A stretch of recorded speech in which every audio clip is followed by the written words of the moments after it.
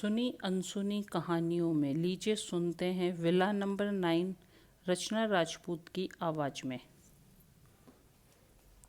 मेरा नाम श्रीजम है। मैं एक फेमस राइटर हूँ। इस घर में पिछले 70 साल से रह रहा हूँ।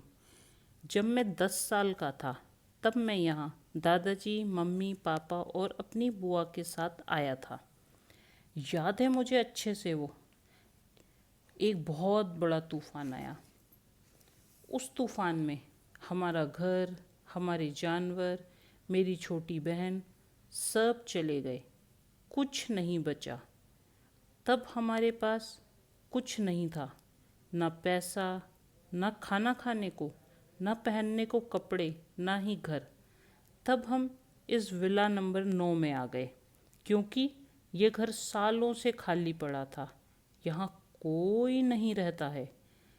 जिस महिला का ये घर था वो यहाँ पिछले हजारों साल से रह रही है, इसलिए यहाँ कोई नहीं आता जाता है।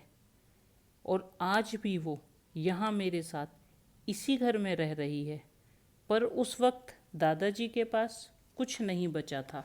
भूखे मरने से अच्छा था हम इस घर में रहने लग जाएं। तब मैं मंदबुद्धि था। 10 साल के बच्चे का दिमाग मेरे में 3 साल के बच्चे के बराबर था। स्कूल भी नहीं जाता था।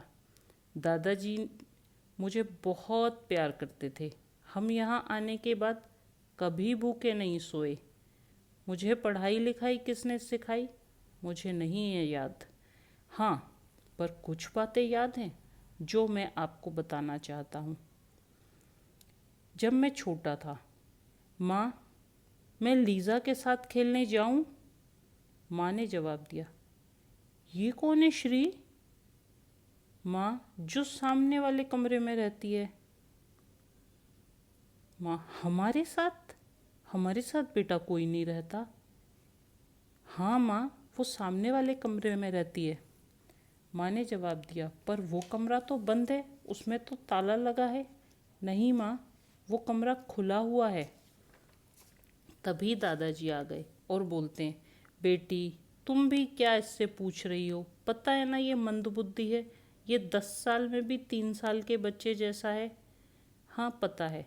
वो देखो सामने एक खिलौना पड़ा है, उसी का नाम इसने रख दिया होगा, उसी के लिए बोल रहा होगा। ऐसे कह के दादाजी ने बात बदल दी। तभी मुझे किसी के आने की आवाज़ आई।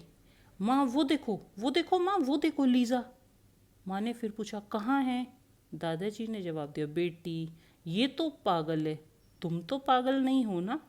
मैं फिर बोला, दादाजी वो देखो सामने। दादाजी ने कहा, अरे हाँ खड़ी तो है, मेरे सामने खड़ी है, देखा मैंने देखा। ऐसे करके वो लग रहा था मैं पागल हूँ। वो मुझे पागल समझ रहे थे। माँ तुम कुछ नहीं बोलोगी? लीज़ा से नहीं मिलोगी? माँ ने कोई जवाब नहीं दिया। माँ रोते रोते भाग के चली गई। अब मैं सारा दिन लीज़ा से बातें करता। सभी को मेरी आवाज़ तो सुनाई देती, पर लीज़ा की आवाज़ किसी को सुनाई ना देती। माँ अक्सर बोलती, अक्सर मेरी आवाज़ें सुन के रोने लग जाती, हम नहीं रहेंगे इस घर में, हम नहीं रहेंगे, मेरा बच्चा, मेरा बच्चा। लेकिन और हम जाते कहाँ? हमारे पास तो और कुछ था भी नहीं। जब मैं करीब 20 बरस का था तब दादाजी बीमार हो गए। फिर वो कभी ठीक नहीं हुए, लेकिन आज भी वो मेरे साथ ही हैं। फिर माँ, पिताजी, बुआ जी, धीरे धीरे कोई ना रहा। अब इस घर में मैं, लीज़ा और दादाजी रहते हैं। नमस्कार।